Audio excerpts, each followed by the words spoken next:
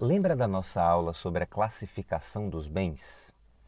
Para a nossa aula de hoje, uma daquelas classificações vai ser muito importante, a que distingue os bens em principais, acessórios e o caso das pertenças.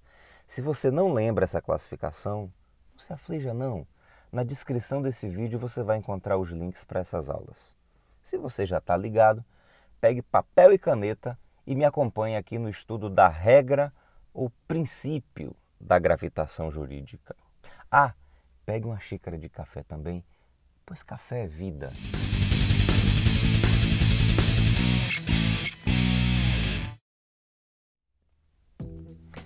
Antes da gente começar, vamos só dizer quem é quem aqui nesse assunto, que é para a gente não passar vergonha.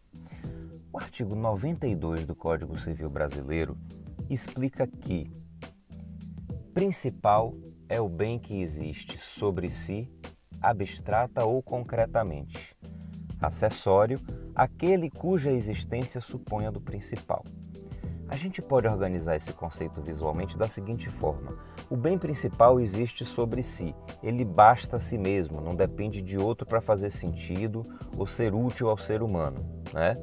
O acessório existe em função do principal, depende dele ou decorre dele, ou ainda aumenta a utilidade ou o valor do principal. Veja que os acessórios podem ser frutos, produtos, partes integrantes, benfeitorias ou pertenças. Se você não lembra os detalhes dessa classificação, eu recomendo que você assista os vídeos, os respectivos vídeos. Os links vão estar aqui na descrição do vídeo, certo? Muito bem. Ao começar a disciplina das obrigações de dar coisa certa, o artigo 233 do Código Civil Brasileiro estabelece como regra que os bens acessórios seguem o destino do bem principal. A doutrina chama isso de princípio da gravitação jurídica.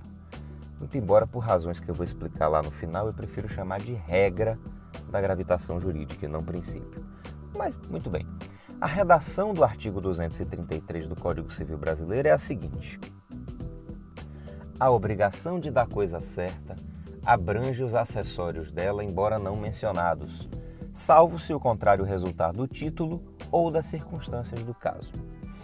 Pois bem, como regra geral, ao comprar uma fazenda, por exemplo, o adquirente está comprando também as árvores que estão plantadas na fazenda, as frutas que não estão colhidas, as porteiras, a cerca de arame, a sede da fazenda.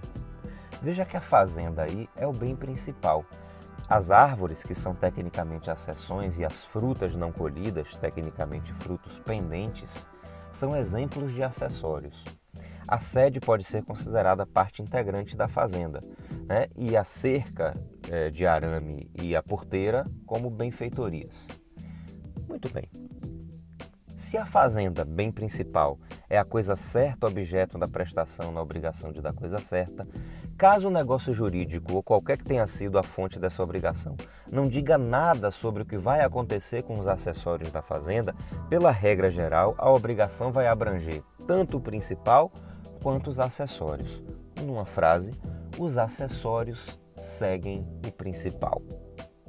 Só que essa regra, meu amigo e minha amiga, comporta 3 exceções. O artigo 233 que eu acabei de ler para você apresenta 2 dessas exceções. De novo, que é para você não comer mosca. Vamos lá. A obrigação de dar coisa certa abrange os acessórios dela, embora não mencionados, salvo se o contrário resultar do título ou das circunstâncias do caso. Bom, em primeiro lugar, os acessórios não vão seguir o destino do principal se o contrato celebrado entre as partes disser o contrário. No exemplo da compra da fazenda, as partes podem definir no contrato que as plantas vão ser removidas ou que os frutos pendentes vão continuar pertencendo ao devedor, ao vendedor, até serem percebidos, por exemplo, né? Aqui, como em várias outras passagens, o Código confere liberdade para que os contratantes exerçam sua autonomia, escolhendo os efeitos do acordo que eles fazem. A segunda exceção à regra geral também está lá no artigo 233 do Código Civil. Os acessórios não seguirão o destino do bem principal se as circunstâncias do caso o impossibilitarem. O que nós temos aqui é uma abertura do texto legal à apreciação do caso pelo juiz, autorizando que o magistrado leve em consideração as circunstâncias do caso concreto para decidir se os acessórios devem ou não seguir a sorte do principal naquele caso em particular. Na verdade, aqui o legislador está dando poder ao juiz para decidir com certa discricionariedade, com o objetivo de evitar que o texto da lei fique muito engessado e fique ultrapassado com o tempo. A terceira e última exceção, que não está no artigo 233, diz respeito às pertenças. Apesar das pertenças serem classificadas como bens acessórios, elas não seguem em regra o destino do bem principal, muito embora o artigo 94 do Código Civil admita exceções. Só para lembrar, caso você tenha esquecido o que são pertenças, o conceito está ali no artigo 93 do Código Civil. São pertenças os bens que, não constituindo partes integrantes, se destinam de modo duradouro ao uso, ao serviço ou ao aformoseamento de outro. No nosso exemplo da fazenda, pense nas pertenças como os móveis que guarnecem a sede, os tratores, aquele quadro bonito que enfeita lá a parede, lá da sala, da sede ou coisas desse tipo. Pois bem, o artigo 94 acrescenta a terceira exceção ao princípio da gravitação jurídica de que a gente está falando hoje. Diz ele: os negócios jurídicos que dizem respeito ao bem principal não abrangem as pertenças, salvo se o contrário resultar da lei, da manifestação de vontade ou das circunstâncias do caso.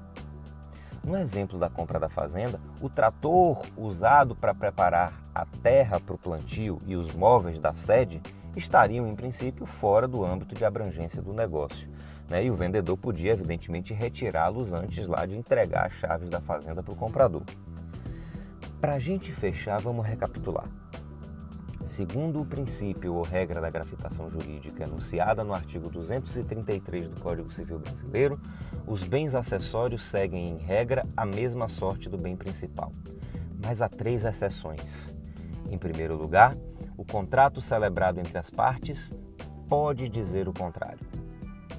Em segundo lugar, as circunstâncias do caso podem tornar impossível que os acessórios sigam o principal.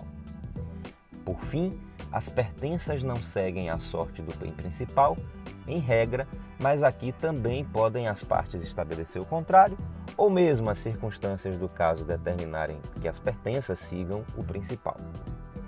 Para terminar, eu queria só esclarecer a nomenclatura. Princípio da gravitação jurídica, ou o princípio da gravitação jurídica, é bastante antigo. E como aparece em várias passagens do Código Civil, a doutrina clássica o chamava de princípio. Só que naquela época, a palavra princípio tinha um sentido diferente, significando mais um postulado, que tinha como função auxiliar o intérprete na identificação dos valores por trás da norma, ou da chamada ratio legis, ou as razões que levaram o legislador a instituir aquela regra.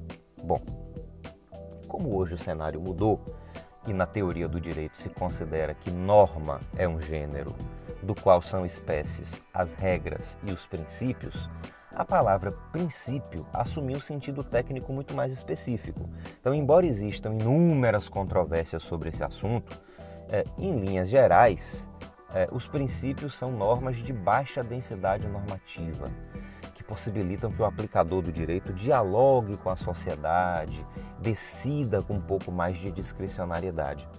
Ora, a redação dos artigos 94 e 233 que a gente acabou de ler é clara, é dotada de tanta densidade normativa que estabelece de maneira inequívoca uma regra geral e suas 3 exceções. Por isso, meus amigos, eu humildemente considero que o artigo 233 não institui um princípio, mas enuncia uma regra mesmo, a regra da gravitação jurídica. De qualquer maneira, a meu ver, muito mais por uma questão de tradição, a doutrina continua a se referir ao princípio da gravitação jurídica. Eu não acho técnico, mas é estético, Então deixa lá como tá, que é para ver como é que fica. Viu só que moleza? Esse assunto é tão fácil que eu aposto que seu café nem esfriou ainda. né? Dê uma revisada nas aulas sobre bens, principalmente aquelas que tratam de acessórios. E depois assista essa aula de novo, você vai ver como vai ficar moleza entender. Antes de ir embora, se inscreva aí no canal, deixe seu comentário ou curta ou descurta o vídeo. Isso ajuda a gente a entender melhor o que você quer, né? E não se engane, esse trabalho é feito para você. Divulga aí o canal entre seus amigos, colegas de faculdade, grupos de WhatsApp, Facebook.